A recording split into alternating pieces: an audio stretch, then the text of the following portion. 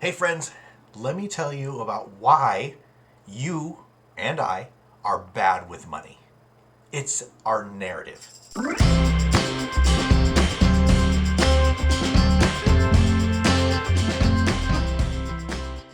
The narrative that you have in your mind is what causes you, and again me, to be bad with money naturally. Now, very few people, if any, are naturally just good with money because they believe this thing. Let's talk about this. Most of us remember, and this is not just with money, this is in multiple areas of our lives. We as humans tend to think of all and remember all of the negative things that happen to us or around us, and very rarely do we remember all of the positive things. So, I have a challenge for us. And you can prove this to yourself. You don't have to take my word for it. Work on going through today or tomorrow, depending on when you're watching this. Go through the day and think of all of the positive things that happen to you and all the negative things that happen to you. What comes more easily to your mind? What is it that you think of naturally? I can tell you for sure, I think of the negative things. I think of all those things that happen. So let me give you a couple examples. I could have saved money on something I was going to purchase and got a better deal. I could have been shopping for something and negotiated a better price, which Mike and I talk about a lot, is negotiating those prices so that you can save some money. I could have found a deal. I could have clipped a coupon. I could have found a sale, whatever it might be. I could have gotten something for free, donated, something like that. And yeah, that's great, and I celebrate it in the moment, and then I move on to the next thing. But what if the next thing costs more than you thought, or you didn't get in time for that sale that happened, or you missed out on something that you were going to buy online, where a third party used item, and you missed out on it. Right? It was a great deal, and oh gosh, somebody else bought it first. There's all these negative things, but what are you going to remember 2 days, 3 days, a week later, a month later? You're going to go back and think, oh gosh, I never got that thing. I missed out on that opportunity. I didn't get that sale. I had to spend more on that thing than I thought.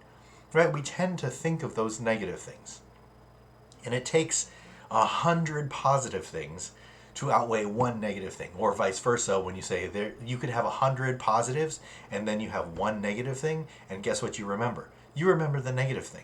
I mean, ask any author, ask anybody who has any kind of product review online. You go on this, online, you've got 100 positive reviews, 5-star ratings, all this, and then you get one person who's back there criticizing, and guess what that author thinks? Oh gosh, you know what? Yeah, that was something that I really messed up on. I didn't have the character development, I didn't have the detail, I didn't have whatever it might be. It could be true or not, it doesn't really matter, but there was one critique, one criticism, and it outweighs all of the positives. I don't know why that happens. You might know. I don't know. But it does happen. It's the same thing with our finances.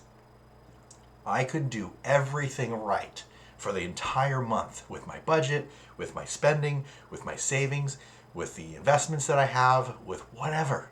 And one bad thing can happen, and that colors the entire month. And I think, oh, that was such a hard month because this thing happened. I lost $20 on that thing. I lost $50 on that thing. It cost me $100 to do that thing that I didn't really want to do. Right? And that's what colors our entire month. So that's the narrative that's in my mind and probably in your mind. So when you think about your finances, you look at your budget, you look at your bank accounts, you go over this stuff, or you don't, whatever. Think about that. If you naturally go to the negative, all the things that are bad, all the things that are wrong, all the things that are horrible about your money situation, I have a challenge. Let's create a finance journal. And it doesn't mean that you have to write novels about this. Here's what you got to do. You take down at the end of the day, you can do it throughout the day, that's probably better because it gets you in the habit of reminding yourself of the positives. But I want you to write down at the end of the day, whether you do it throughout the day or at the end, I want to write down all the positive things about your money situation, your finance situation, your job situation, your income situation, your investment situation, whatever might be financially related. I want you to write down the positive things. I got a deal on this. I ended up not spending money here because I chose not to go out to that place and spend the money. I did that just this morning. I was driving to a place, I was going to spend some money, and I said, you know what? I'm not going to do that. I turned, changed the GPS, whoop, and I ended up saving the money that I would have spent in that other location. So I can write that down.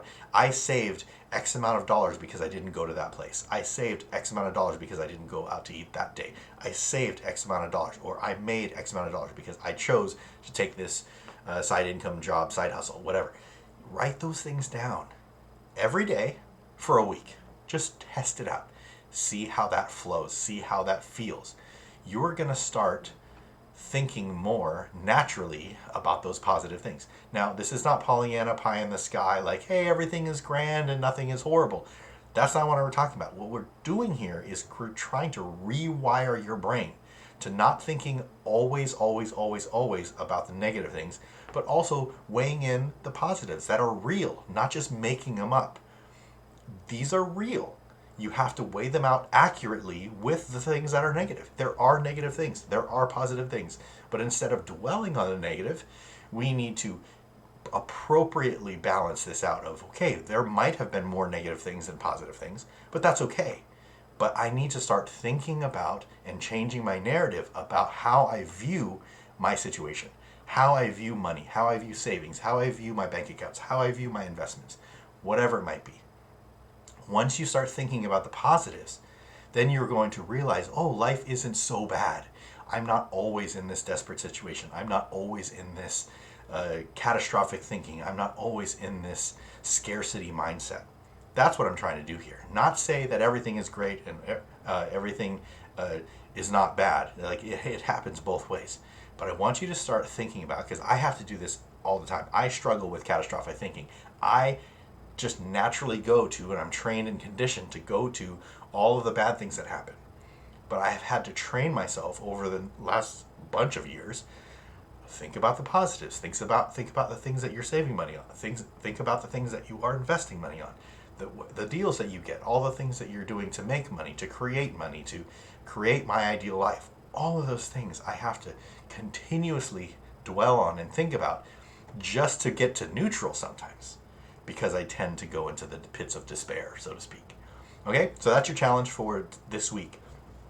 Whether it's throughout the day, have a little pocket journal. It could be one of those little notepads that you carry in your pocket, or it could be a full journal that you do at nighttime, put it by your bedstand or whatever, even on the fridge, whatever you want to do, or write it on your mirror if you want in dry erase marker. Whatever you do, write at least 1, 2, 3 things that day that are positive regarding your financial situation.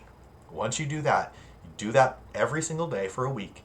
See where your mind naturally goes. See if you start to view and think about the positive things more often than you did the negatives before. What's the worst thing that can happen?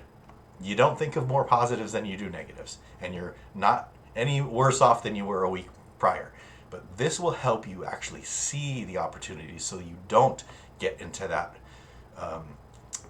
dwelling on the negative and always thinking that everything's going to work out poorly and you'll never save and you'll never invest and you'll never reach your dreams and you'll never have your ideal life. Like, we can't sit there and kind of wallow in that misery. That's not going to help anybody. So that's your challenge for this week. I trust that you will dedicate your time, just a couple of minutes every single day. It doesn't have to be long. Just a couple minutes every single day to do this for a week. See what that happens. Share it in the notes, share in the comments what this did for you. Did this change your thinking? Did this not change your thinking? Were you upset and angry about this thing? Was it really frustrating? Like, share, let's interact about that. And then let's start changing our habits, changing our minds, changing our strategies, changing our structure and our framework, so that we can actually get better and better and better. It starts with that one step, and then you get to the next step, and then you start creating that momentum. So if you want to create that momentum, you want to start getting on a budget, you want to get out of debt, you want all these things to start chain linking themselves together so that you can get on that path to financial freedom, start living your ideal life, then check out our budget and debt elimination course, check out our investing course. All those things are available on sentinelcoaching.com. And that will help you get to where you are living your ideal life and living it well. All right, we'll see you in another video.